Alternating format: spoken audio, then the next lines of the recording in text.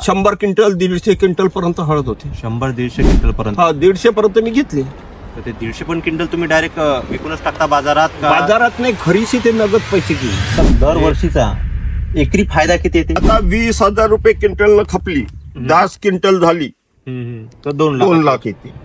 50,000 खर्च आहे, बी घरचा आहे. बी घरचा आहे म्हणून 50,000 खर्च.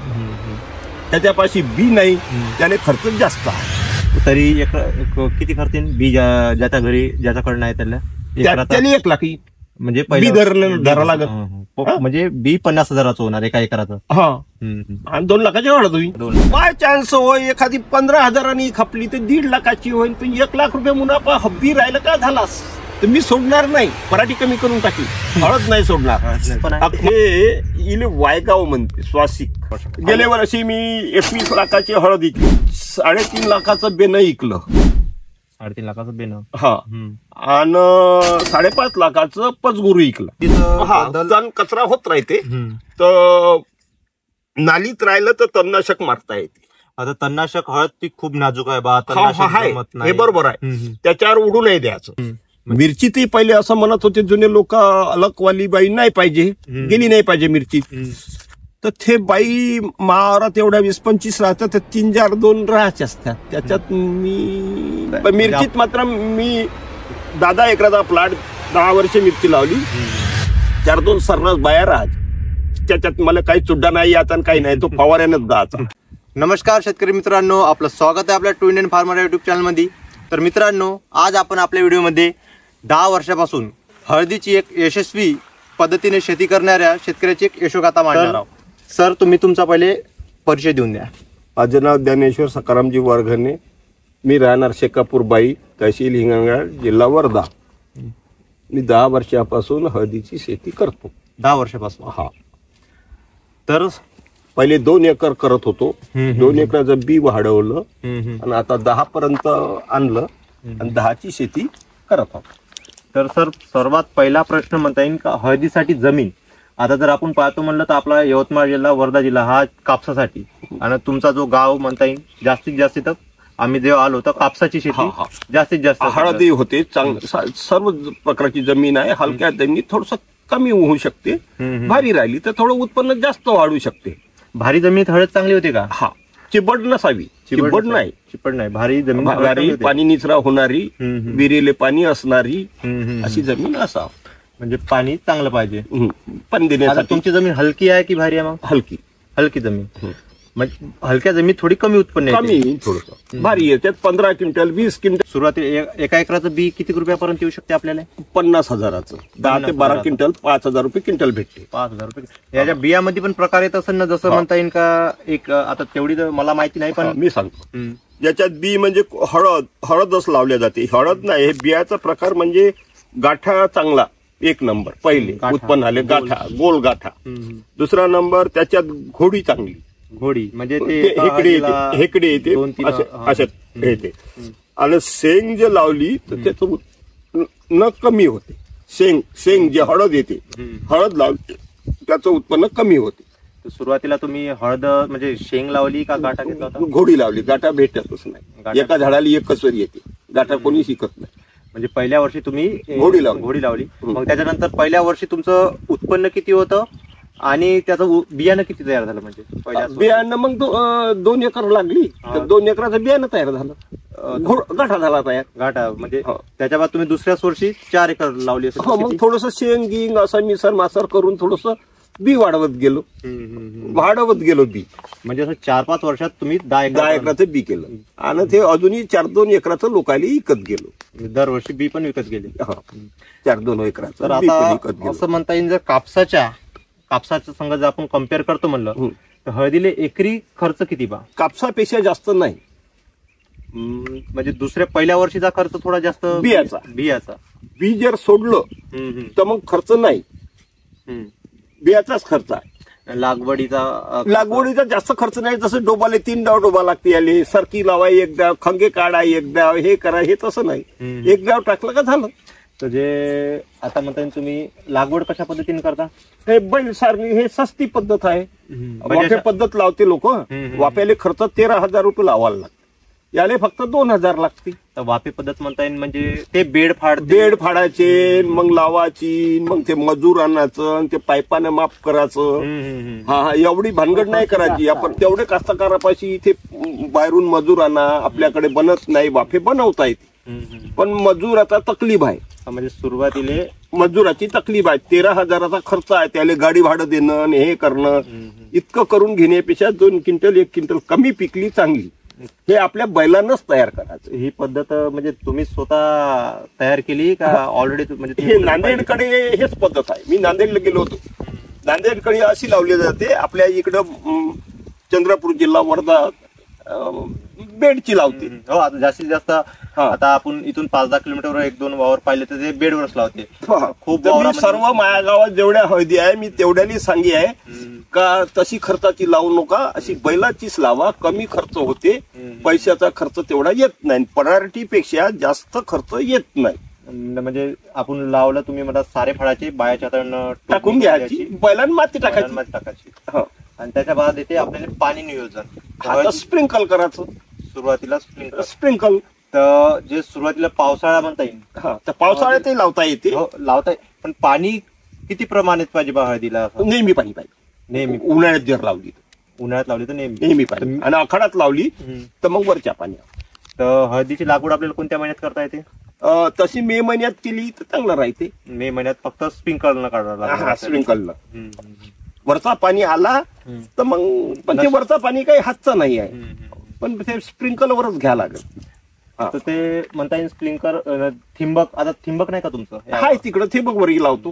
थिंबकवर चांगलं नियोजन होतं. हा हो, ते जशी सोय राहिली तसं. स्प्रिंकल असलं तर स्प्रिंकल. असं म्हणता येईल जे कोरडवाहू शेतकरी किंवा जे कोरडवाहू जे जास्त मोठ्या प्रमाणात लावू शकते त्याला जास्तीत जास्त जून मध्ये लावावं लागेल, कारण की स्प्रिंकलरनं तर तेवढं बोलवू शकत नाही. त्याच्यापाशी पाण्याची व्यवस्था मापाशी 2 मोटारी आहे, इथं चालू 3 आहे. तर मी 5-7 एकर मे महिन्यात लावू शकतो. 5-7 एकर. हा, आता तुम्ही टोटल 11 एकर लावली. इथं 7 आहे, दुसऱ्या वावरात 4 आहे. याचा आता म्हणता येईल पावसाळा ठीक आहे. मे जून महिन्यात तुम्ही मे म्हणजे का आखरीचा हप्ता. जून जुलै ऑगस्ट सप्टेंबर मध्ये पाणी जाणार. सप्टेंबर मध्ये. तर त्याच्या बाद आता सप्टेंबर ऑक्टोबर आहे. आता कसं मग पाण्याचं नियोजन? इथून पाणी द्यायचं आपल्या पराठीसारखं इथून सारनेनं. हो, तर आता इथून किती दिवस पाणी द्यावं लागते? डिसेंबर, हे हळद डिसेंबर महिन्यात होते. तर डिसेंबर आपल्याला म्हणजे ऑक्टोबर पूर्ण पाणी द्यावं लागेल. हा, 2-4 पाणी 5 पाणी पाण्याची हे पाहून. आणि ते बरसातीला पाणी विहिरीत राहतेच, तर पाणी देण्याची काही तकलीफ होत नाही.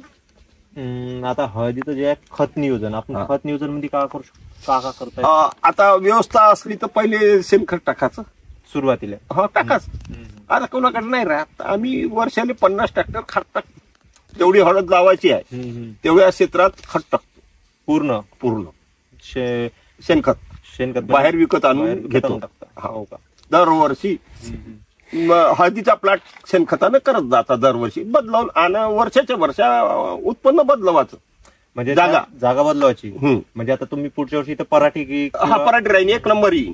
म्हणजे ह्या जमिनीत पराठी चांगली येईल का? 1 नंबर. जशी म्हणता येईल का आम्ही आता हरभरा पिकावर पराठी घेतो त्याच्यापेक्षा 1 नंबर. त्याच्यापेक्षा 1 नंबर येईल. तर आता खत नियोजन आपलं म्हणता येईल का? खत सुरुवातीला तुम्ही शेणखत टाकता, त्याच्या बाद हळद लावून घेतली, त्याच्या बाद किती दिवसांनी खत, युरिया कसं? हा, तर मग त्याच्या बाद हळद निघाले, कोंब आला हळदीच्या बेनेले, तर तो 21 दिवसात निघते. झाड तयार होते. आणि बेनेले कोंब नाही आला तर तो 45 दिवसात निघते. 45 दिवसात कोंब येते, पण येते. त्याचं पाणी बरोबर. बियाणं वाया जात नाही. बियाणं वाया जात नाही. 45 दिवसांनी येईन, पण येईनच. ओलावा भेटला तसा. हा, जसं पाणी तडाख्यानं राहील उन्हाळ्याचं कवाय समजा, तर तसं ते होत जाईल. हा, तर खत नियोजन आपलं. आता तुम्ही शेणखत सांगितलं, त्याच्या बाद किती खत दिलं? म्हणजे झाडं निघाल्यावर 1 महिना 1.5 महिन्याचा पिरियड मध्ये खात्यात. म्हणजे कोणतं आपलं DAP? आता ते कोणाच्या जमिनीनुसार आम्ही DAP देऊ. आमचे उतारे बरोबर नाही निघत. यावर्षी आम्ही 10-26 जास्त दिलं. 26. तरी एकरी किती खत पडते? 3 बॅगा द्यायच्या एकरी. 3 बॅगा एका टाइमले का? एका टाइमले 3 बॅगा. तसं एक सुपर फॉस्फेट टाकायची पहिल्या टाइमले. एक सुपर फॉस्फेट 10-26 पहिल्या टाइमला युरिया नाही टाकायचा. हो, तर ते एकरी 3 बॅगा एकाच वन टाइम. हो, आणि त्याच्या म्हणजे किती टप्प्यात किती वेळा खात द्यावं लागेल? एका 2-3दा द्या. 2-3दा खात द्यायला म्हणजे असं म्हणता येईल एका वर्षातून 9 ते 10 बॅगा खात होऊन जाईल काय करायला? होईल तर चांगली गोष्ट राहील. हो का? 9 ते 10 बॅग खात. सुपर फॉस्फेट खलकसवाला येते ते टाकायचं एक बॅग. आता आपलं राहिलं कीड व्यवस्थापन. याच्यावर कोणती अळी कीड येते, फवारणीचं नियोजन सांगा. हा, तर जास्त याच्यावर काही कीड येत नाही. अळीचं औषध मारायचं. अळीचं कोणतं? पोकल्या? कोणतंही चांगलं. आणि बुरशीनाशक. बुरशी येते. हा, सर्वात मेन रोग बुरशीच आहे का हळदीवरचा? याला चांगल्या क्वालिटीचं कोणतं तुम्हाला जे पसंत पडन ते बुरशीनाशक चांगलं वाला मारा. याले ड्रिंचिंग करा. ड्रिंचिंग कायची करायची? औषधाची. हा, जे बुरशीनाशक हे जे येते मुळ्या वाढवणं, हे करणं ते करणं, अशा जे येते का नाही त्याची ड्रिंचिंग करायची. मुळ्या वाढण्याचं म्हणतात न्यूट्रिएंटची, हुमिक जेल, असं ड्रिंचिंग करायची. म्हणजे याच्यावर हा जो रोग आहे पानावर हा करपा म्हणते.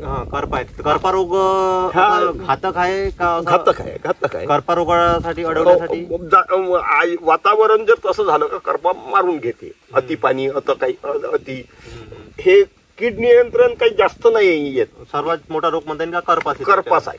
तर करपा रोग अडवण्यासाठी आपल्याला फक्त बुरशीनाशक असं तसं राहतं म्हणजे कमी प्रमाण होऊन जाईल जास्त न होण्यासाठी. आता 1 महिन्यात करपाला काही फरक नाही. आता तो पहिले नाही व्हायला पाहिजे लहान वयात. करपा लहान वयात नाही आले आणि आता नित्य वयात येतेच करपा. त्याच्यात काही फरक नाही. एक बॅग येते. आता म्हणता येईल शेवट आपलं जे उत्पन्न एक आता उत्पन्न जे आता काढायचं आहे आपल्याला ते मग तुम्ही कसं नांगरानच? नाही, हे ट्रॅक्टरच्या व्ही पास पराठ्या पाडाची व्ही पास राहते यानं निघते. याले काढायचं आणि मजूर लावून येचाचं. 10 ते 12 हजार रुपये खर्च येते मजूर लावून वेचाले. त्यामधून मग आपल्याला जे बियाण्याची हळद 3 टोकले घ्यायचे. टोपरे आणि एकात बी घ्यायचं निवडायचं घोडी गाठा. एकात हळद टाकायची आणि एकात ते काळं निघते पहिले लावले पचगुरू म्हणते ते अलग काढायचं. असं 3 टोपले घेऊनच काढायचं. आता तुम्ही समजा यावर्षी म्हणजे यावर्षी जेव्हा तुम्ही आता हळद काढाल त्याच्यातून किती हळद विकता, किती बियाण्यासाठी? आणि तर बियाण्यासाठी घरगुती ठेवून जे काही गाठे उरण ते विकल्या जाते. बाकीची हळद बनवता? ते हळदच बनते. शेंगा राहिले त्याला हळदच बनते. गाठाने एका झाडाला एकच येते. तर एकरी किती उत्पन्न आता तुम्हाला म्हणजे मागच्या 3-4 वर्षापासून तुम्हाला एक माहित झालं असेल? 10-12 पर्यंत चांगल्या जमिनीत 15 पर्यंत म्हणजे वावर बदल पुढे झालं तर 15 पर्यंत. 15च्या ऍव्हरेज मध्ये. जास्तीत जास्त आतापर्यंत कितीचा ऍव्हरेज आला? जास्तीत जास्त कोण्या जमिनीत बदल जर राहते 15चा 10चा येते. 10चा येते म्हणजे कमीत कमी 10चा येते. वलीचं गणित कसं आहे? 6 किलोची 1 किलो बनते. 6 किलोची 1 किलो बनते. म्हणजे वाळवलेली 10 क्विंटल तशी म्हणता येईल मग 60 क्विंटल. 60 क्विंटल लागल वली तर तिची 10 क्विंटल बनल. दरवर्षी तुम्ही बियाणं तरी किती विकता मग यातून? विकता का दरवर्षी? आमदा 70 क्विंटल विकलं. गेल्या वर्षी 40 विकलं. विकतो. बियाणं विकण्यामध्ये थोडा जास्त प्रॉफिट राहत असेल. हो, बियाणं तर जास्त. पण बी काही सर्व पाशी एवढं बी भेटू शकत नाही. आमच्यापाशी प्लॉट मोठा आहे. 1 एकर वाल्याचं त्याचं काय 1 एकरचं थोडंसं गहू होते, 1.25 एकर होते. बी जास्त नाही होत.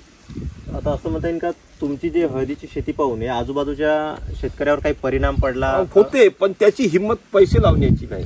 त्याच्यापाशी नगद पैसा. या हळदीला कसा आहे, कापूस कसा आहे, दिवाळी लिंगाला नेला मार्केटला इकलं आणि थोडासा खर्च केला. याले तसं नाही.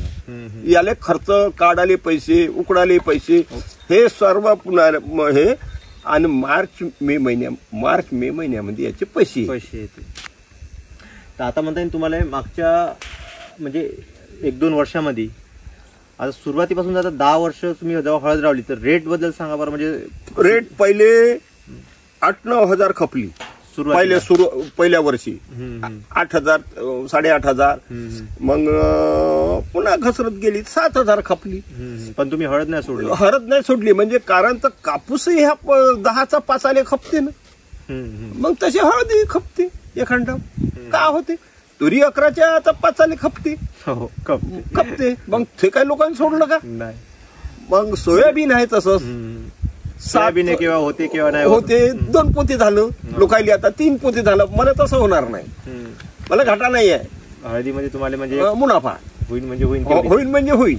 त्याच्यात उकडलेली हळद लवकर वाढत नाही, तकलीफ जास्त आहे हिवाळ्याच्यात. हिवाळ्याच्या तर जानेवारी फरवरी महिन्यामध्ये उकडायला काही हरकत नाही. आता हळद म्हणता येईल आता डिसेंबर महिन्यामध्ये निघन नाही. आता तुम्ही हा जो पाला कापून टाकता का म्हणजे हा वाळून जाईल? नाही, एवढा नाही वाढणार. मग उशीर करण मी गहू लावतो म्हणजे हळद काढून गहू लावता का? हो. आता डिसेंबर महिन्यामध्ये तुम्ही पाला काढून टाका, कापून टाका, पेटून टाका पूर्ण पाला. हो, काढून फेकून इकडं करून घे. आणि डिसेंबर महिन्यात हळद काढून बाजूने मारा. हा, आणि गहू लावी. तर त्याच्या बादचं सांगा पूर्ण, म्हणजे जे हळद काढणी प्रोसेस कशी केल्या जाते, त्याचं वाळवल्या कशी जाते, वाळवल्या.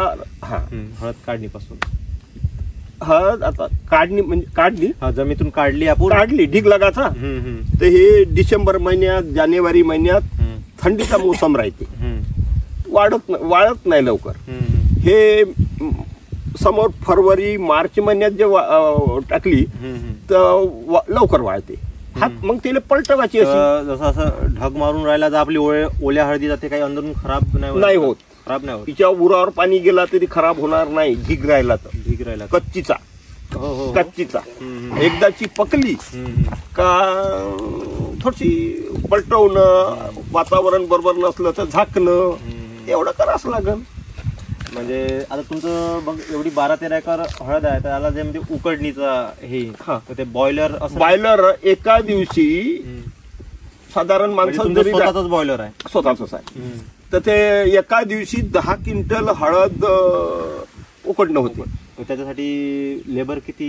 4 लागते, 3-4. म्हणजे टाकणे काढणे ते 4 लोक करते. 4 लोक. हो का? म्हणजे एका दिवशी 10 क्विंटल हळद उकडल्या जाते. मग त्याचा जे पॉलिश मारासाठी एका दिवशी एका याच्यामध्ये मशीन आहे, 30 कट्टे 14-15 क्विंटल पॉलिश होते एका ढोल्यात. एका ढोल्यात 14-15 क्विंटल मोठा ढोला. हे जे पूर्ण हळद म्हणता येईल उकडायला तुम्हाला जास्तीत जास्त किती दिवस लागतील? 4 उकडायला आता साधारण मजूर राहिलं तर 10 क्विंटल उकडलं तर 10-11 दिवस. 10-11 दिवस. आणि त्या हळदीला वाळवा किती दिवस लागणार आपली? जर चांगली ऊन राहिली चांगली ऊन राहिली तर 15 दिवसात वाढते. 15 दिवसात वाढते. मार्च महिन्यात मार्च महिन्यातली पाहिजे. आणि हळद बेकार होत नाही ढीग लागून राहिला. ढीग लागून त्याच्या बाद पॉलिश करून टाकायची. पॉलिश मग ते वाळल्यावर त्याला टाकायची आणि ढोल्यात टाकली का 1 घंट्यामध्ये 1.5 घंट्यामध्ये तो ढोला होते. म्हणजे त्याचा अंदाज आहे. त्याचा पिवळा गागरा, खाली माती कुती सर्व पडून मग समजून जायचं का आपली पॉलिश झाली आहे. आता तेवढ्या पॉलिश केलेली म्हणजे दरवर्षी तुमची पॉलिश केलेली टोटल हळद किती येते? का स्पेशल तुम्ही विकायला नेता बा? पॉलिश आपले जे पॉलिश हळकंड ते म्हणता येईल ते किती? एक तरी 100 क्विंटल 100 क्विंटल 150 क्विंटल पर्यंत हळद होते. 100-150 क्विंटल पर्यंत. 150 पर्यंत मी घेतले. तर ते 150 पण क्विंटल तुम्ही डायरेक्ट विकूनच टाकता बाजारात? बाजारात नाही, घरीशी ते नगद पैसे घेऊन. म्हणजे व्यापारी स्वतः फोन करायचा हळद निघाली तो घरीच येते पैसे घेऊन. मग तुमच्या जे उत्पन्न आहे तुमचा मालाचा भाव तुम्ही स्वतः ठरवता का ते ठरवता? नाही, ते ठरवणं आपल्याला नाही जमलं तर नाही इकायची. राहिली 4 महिने राहिली, एखादी बरसात ती राहून गेली, आपल्याला परवडलं अशा हिशोबाने इकायची. म्हणजे व्यापारी रेट नाही जसं व्यापारी कमी जास्त मागतेस. हो, व्यापारी खूप आहे काय हळदीले घेणारे. हो, म्हणजे असं कॉम्पिटिशन नाही. म्हणजे जसं आता म्हणजे सोयाबीन कापसामध्ये जर आपण जर गाडी घेऊन गेलो त्याला द्या, त्याच्या मनात तिथं जा लागेल आपल्या घरी. तिथं व्यापारी आला ना जर मागितलं तर असं नाही आता हा व्यापारी गेला बरा घरून तर दुसरा येणार का नाही असं फुलच करत राहायचं. गॅरंटी आहे का? गॅरंटी. ह्या पिकामध्ये असं समजा का तुम्ही भाव ठरवता. म्हणजे आपल्याला मार्केट लाईन माहीत करून घ्यायची. मग त्याप्रमाणे आपला हलका भारी ठोकर कसा माल आहे तर मग आपणच कमी जास्त करायचं. म्हणजे व्यापारी ते स्वतः घेऊन जाते पैसे देते, घेऊन जाते. एकरी असं म्हणता येईल तुम्हाला का दरवर्षीचा एकरी फायदा किती येते? फायदा लागवड पूर्ण खर्च आता 20,000 रुपये क्विंटल खपली, 10 क्विंटल झाली तर 2 लाख येते. 50,000 खर्च आहे, बी घरचा आहे. बी घरचा आहे म्हणून 50,000 खर्च. त्याच्यापाशी बी नाही, त्याने खर्च जास्त आहे. तरी किती खर्च येईल बी ज्याच्या घरी ज्याच्याकडे नाही त्याला त्याला 1 लाख येईल. म्हणजे बी धरा लागत म्हणजे बी 50,000चं होणार एका एकराचं. हा आणि 2 लाखाची हळद होईल. 2 लाखाची हळद. बाय चान्स होय एखादी 15,000 खपली तर 1.5 लाखाची होईल. पण 1 लाख रुपये मुनाफा हब्बी राहिला का झालास. जो रेट आहे तो 15,000च्या वरच आहे का म्हणजे हळदी? आता 20-22 आहे. आता 20-22 आहे. हा 20-22 रेट म्हणजे किती वर्षापासून सुरू आहे? 3 वर्षापासून. 3 वर्षापासून सुरू आहे. म्हणजे सध्या 3 वर्षामध्ये म्हणता येईल का हळदीची डिमांड आहे वाढली. आता जे शेतकरी आहे, आता खूप शेतकरी हळद लावली आणि त्यानंतर सोडून दिली. असं काऊन सोडून दिली असं? हा त्याला ते कमी रेट होत गेले त्याच्या मधात. त्याच्या त्याला असं वाटलं का आपल्याला परवडून नाही राहिलं बा. पण त्यानं त्याचा विचार नाही केला का आपल्याला कापूसही कमी जास्त रेट होऊन राहिला आहे, सोयाबीनही होऊन राहिलाय, तुरीही होऊन राहिलाय, तर मग आपण काय केलं बा. म्हणजे त्यानं पहिल्याच वर्षी त्याचं जे आशा होती ते होती का एकरी 1 लाख येऊन जाईल, नाही आले ते सोडून दिली असं. हो सोडून दिली. तर मी सोडणार नाही, पराठी कमी करून टाकी, हळद नाही सोडणार. मापाशी जमीन जास्त असल्या तर मी 11ची 15 करून टाकी. आता तुमच्याकडे टोटल किती जमीन आहे? 35 आहे. 35 पैकी तुम्ही 15 एकर हळद म्हणजे लावू शकतो. म्हणजे 15 राहिली पाहिजे पुढच्या वर्षीसाठी. दरवर्षी तुम्ही वाढवत असा एक एकर? वाढवू शकतो. वाढवू शकता. हा पण याच्या कमी नाही करू शकतो. याच्या कमी नाही करू शकत. जर आता एक कोणत्या जात म्हणता येईल? हळदीमध्ये जात पण आहे? हे इले वायगाव म्हणते स्वासिक. हे तर म्हणजे अजून अशा किती सेलम आहे. सेलम हा ते 10-12 हजारांना खप. 13,000-12 उत्पन्न जास्त आहे. म्हणजे या वायगाव पेक्षा तिचं उत्पन्न जास्त आहे. तिले हे 7 महिन्यात होते, ते 8-9 महिने 9 लाख. पण या हळदीपेक्षा जास्त होते वायगाव पेक्षा. हा मग तुम्ही वायगाव कोण निवडली बा? हे भावबाजीले चांगली आहे. गहू पेरतो म्हणलं तर गहू म्हणजे अर्ली आहे म्हणता येईल. अर्ली आहे. अर्ली आहे. आता गहू होते म्हणून जास्तीत जास्त लोक वायगाव ची निवड. इकडल्या भागात वायगावच लावते. नांदेडकडल्या भागात सेलम लावते. सेलम लावते. तिकडे सेलमच लावते. म्हणजे आता तुम्ही 10 वर्षापासून हळद लावता, तर 1 पण वर्ष असं म्हणजे आजूबाजूच्या मार्केटमध्ये स्वतः नाही नेली, डायरेक्ट नाही व्यापारी आले. 1 वर्ष राहिली असं घरी बीएससी फेकाचं राहते पोते. पण घरीच लावली. घरीच येते तो हो. कवा येऊ. पचगुरू होते माझ्याकडे. ते जुनं निघालं. 5-6 हजारानं मागे नाही दिलं. म्हणजे जास्त भावानं खपे 13-15 खपे तर तो 5-6 हजारानं मागे नाही दिलं. दुसऱ्या वर्षी मागे नाही दिलं. या वर्षी 3 वर्षाचं जमा करून बेकार नाही होत. पचगुरू हा सर्वात चांगला फायदा आहे असं म्हणता येईल. आपल्यापाशी व्यवस्था गोदाम आहे, हे आहे त्या. या वर्षी 19,500 5.5 लाखाचं इकलं. 5,000 मागितले. 19,500 म्हणजे डायरेक्ट तिप्पट पैसे आले. तिप्पट पैसे आले. हो असं म्हणता येईल का एकरी तुम्हाला 1.5 लाख तरी प्रॉफिट येते? हा दर आता या 2-3 वर्षात. गेल्या वर्षी मी 21 लाखाची हळद विकली. 3.5 लाखाचं बेनं इकलं. 3.5 लाखाचं बेनं. हा आणि 5.5 लाखाचं पचगुरू इकलं. म्हणजे जवळपास म्हणता येईल 30 लाखाच्या घरात 30 लाखाचं इकलं गेल्या वर्षी. आणि टोटल म्हणता येईल का 10 लाख रुपये खर्च आहे. जर 10 लाखाचा नाही आहे खर्च. जर एकरी 50,000 रुपये तर म्हणलं 10 एकराला 5-6-7 लाख झालं खर्च. म्हणजे असं म्हणता येईल का 20 लाख प्रॉफिट आहे तुम्हाला जर टोटल राऊंड फिगर 10 लाख खर्च पकडला तरी. हा पण नाही आहे तेवढा. पण 10च्या आत मला 11 लाखाच्या आत म्हणजे मुनाफा आहे. आता अजून एक शेवटचा प्रश्न म्हणता येईल.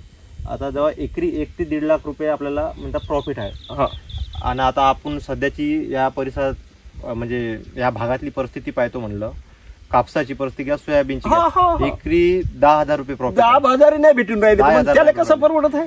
तरी पण ते कोण राहिले. तरी पण हळदीचं पीक निवड काऊन नाही कोण राहिले? म्हणजे फक्त पैशाच्या अभावी. पैशाच्या पहिले 50,000चं बेनं लागते, एवढे पैसे कुठून आणायचे? प्रत्येक शेतकरी जे ओलीतवाले शेतकरी आहे त्यांनी जर सुरुवात करतो म्हणलं तर अर्ध्या एकरापासून तुमच्या मतांची तरी सुरुवात करायलाच पाहिजे. मी देताव ना सर, कोणालाही म्हणतो मी कमीत कमी 1 एकराचं बी ने तुले उकडाले बरं राहीन, मशीन लेणे आले पालिश करायला बरं राहील. तर मी असं करून मी आतापर्यंत गावात 10 एकर केले. 10 कास्तकार 10 एकर बनवले. हो का? तर त्याचा जर आता ते मागच्या वर्षी का या वर्षी डाय कास्तकार बनवलं हे या वर्षी 2-3 एकर, त्याच्या अगोदर असं 4-5 वर्षात 10 एकर मी वाढवून दिले. त्याचा एक्सपिरियन्स काय ते तुम्हाला सांगत असेल ना का? सांगते ना ते 1 एकर 2 एकर वाल्याचा कमी म्हणजे मशागत चांगली करते ती. 4 आता 1 एकर वाल्याला 4,20,000 क्विंटल हरद झाली आणि 4 लाखाला खपली. बेन त्याच्याच पाशी होतो. तर तो म्हणजे होतं ते ज्या कास्तकारांना लावली त्याचा एक्सपिरियन्स चांगला म्हणजे चांगला ते सोडत नाही. एकरभर पुन्हा लावते दरवर्षी वाढत चालते. तेवढीच लावते. म्हणजे असं म्हणता येईल का आपल्या भागात जे हळदीचं पीक आहे जो लाभच आहे अनुभव आला तो सोडत नाही. हळदीचं पीक हे चांगलं पीक आहे. चांगलं पीक आहे. पराठी याच्यात एक म्हणजे याला उत्तर आहे बा. जे तोड म्हणता येईल का, जे आता आपले पारंपरिक शेतीला ज्याच्याकडे इरिगेशन आहे प्रत्येकाने तरी 2-3 एकर करायला पाहिजे. 1 तरी एकर 2 तरी एकर, जशी जमीन क्षेत्र आपलं मोठं आहे तसं त्या माणसाने 1-2 एकर लावायला पाहिजे. आता अजून एक प्रश्न होता मधातला, इथं हळदीला भर द्यावं लागते म्हणते मधामध्ये नाही का? ते नाल्या खांदून तिथे याले द्यावं लागते, ते मजूर लावून. त्याच पद्धतीने भर द्यावं लागते ना. कोण्या हे वाफेवाली इले बैलानं इले डवरा चालते, पुन्हा दोरगुंडाचा, पुन्हा उखराचा, पुन्हा माती काढायची, पुन्हा फेकायची. या पद्धतीने केलं तर म्हणजे खूप मजुराची टंचाई. इथं मजूरवाला कामच नाही ना, फक्त शेवट काढायलाच लागते डायरेक्ट. ते लागते तर ते त्याचं कारबेनं निघते का नाही, तर त्याच पैशानं ते त्याचा खर्च निघते. म्हणजे काढणीचा त्याला लागते 12-13 हजार. आता मजूर तुम्ही मग तुमच्या गावातूनच भेटते का कुठून? बाहेरून येते, बंड्यावर येते, कोणी येते आणि ते आरामशीर डिसेंबर महिन्यात राहते. हो नाही, पण तेच म्हणजे बाहेरून आजूबाजूच्या म्हणजे एमपी साईड एमपीची आणा लागत नाही, येते. आणि मग त्याच्याकडे रोज द्यायचे 400 रुपये रोजी. 400 रुपये रोजी त्याच्याकडे काम करून म्हणजे 8 वाजता तर 5 वाजेपर्यंत ते बसूनच याच नाही, काही हे नाही. आणि अलग ढिगा लावायचे, बियाचा अलग, शेंगाचा, हळदीचा अलग, घोडीचा असा ते ढिगा लावायचे आणि तो सडत नाही, काही बेकार होत नाही. आपले जे म्हणता येईल ते त्याला काय म्हणतात पचगुरू ते तुम्ही केव्हा उघडत तर नसं तेव्हाच उघडा लागते. म्हणजे जास्त दिवस ठेवायला नाही जमत. ते निघाला आपलं क्षेत्र म्हणजे ते बियाण्यासाठी खपत असेल तर खपवून टाकायचे नाही. थेवाले नाही, ते बी झालं. ते बी गाठा बी काढलं का ते ढीग लावायचा, त्याला छाटिंग करावं लागते, पाला कचरा काढून ते बी मुळ्या तोडून टाकायचे. फक्त तुटते. ते जास्त दिवस झाले का सडते, आपण सडते. आता दुसरा फवारणामध्ये तण नियंत्रण. आता हळदीचं कचरा होत राहते तर नालीत राहिलं तर तणनाशक मारता येते. आता तणनाशक हळद पीक खूप नाजूक आहे बा. हे बरोबर आहे. त्याच्यावर उडू नाही द्यायचं, म्हणजे झाडावरून नाही, झाडाच्या वरच्या बट्ट्यावर नाही मारायचं. आता जसं असं म्हणता येईल, मी असं ऐकलं होतं का त्या झाडावर थोडं पण उडलं तर पूर्ण पाण्यात भाजून जाते, असं एक थेंब सुद्धा असं कसं काही नाही. मारला आहे तुम्ही तणनाशक मारला. तणनाशकांना काही उत्पन्नात घट होत नाही. कमी प्रमाणात मारायचं, उशिरा मरते. कमी प्रमाण म्हणजे 30 ml मारता येईल. 30-40 ml पर्यंत मारायचं. आणि तणवर्गीय राहिलं तर ते तणवर्गीय येते. तणवर्गीय राहिलं तर त्याचं प्रमाण मारलं, त्या तणवर्गीयानं हळदीवर काही तेवढा इफेक्ट येत नाही. मारायचं अंधश्रद्धा आहे. आता असं म्हणता येईल अलग बाई ते बाई जमत नाही. आता जेणेकरून ते तुम्ही पाळता का अंधश्रद्धा? हो. या गोष्टीवर तुमचं का म्हणणं आहे? म्हणणं आता असं आहे, मी 10 एकर मिरची लावत होतो. मिरची ते पहिले असं म्हणत होते जुने लोक, अलगवाली बाई नाही पाहिजे, गेली नाही पाहिजे मिरची. तर ते बाई मारात एवढ्या 20-25 राहतात, तर 3-4-2 राहायचे असतात. त्याच्यात मी म्हणजे आपण काय करू शकतो? काहीच नाही तसं. म्हणजे हळदी पण मध्ये हळदीत आहे, पण त्या बाईलेच समजून सांगितल्या जाते अगदुरस का अलगवाली बाई बा तू जेणेकरून त्याच्यात काम नको करू, दुसरं काम कर. म्हणजे हळद एक पवित्र तर तू करू नको काम, हे काम नको करू. पण हे गोष्ट म्हणजे जे जुन्या चालू आहे ते चालू होत आहे. पण मिरचीत मात्र मी 10 एकराचा प्लॉट 10 वर्षे मिरची लावली. 4-2 सर्रास बाया राहायच्या. त्याच्यात मला काही चुड्डा नाही याचा आणि काही नाही, तो फवाऱ्यानंच जायचा. बरं, म्हणजे असं म्हणता येईल का हळदी सुद्धा अंधश्रद्धा साहेब. तर आता आपला व्हिडिओ हा इथेच समाप्त होतो. खूप चांगली माहिती दिली आहे तुम्ही, 1 नंबर. तर आता म्हणता येईल जे आता हे बियाणं आहे हळदीचं, आजूबाजूचे आपल्याला जे कास्तकार इच्छुक राहू शकते बियाणं घेण्यासाठी, तर तुम्ही तुमचं म्हणजे पत्ता तर आपल्याला सांगितलाच, पण तरी पत्ता आणि फोन नंबर देऊन द्या तुम्ही. फोन मध्ये नंबर काही समजत नाही, तुम्ही फोन का नंबर. बरं, आम्ही स्क्रीनवर सरांचा नंबर दाखवत आहोत खाली, तो हा सरांचा नंबर आहे. आणि हिंगणघाट तहसीलमधील धानोरा गाव शेकापूरबाई शेती आहे, शेती आहे डायरेक्ट रायना शेकापूर. आणि तुमचं बियाणाचं नाव सांगून द्या सर्व. वायगाव हळद. वायगाव हळदीचं बियाणं सर्वात महाग खपते. सर्वात महाग. सरांना फोन करून तुम्ही पूर्ण माहिती विचारू शकता ज्यांना पण कोणाला हळद लागली तर. धन्यवाद.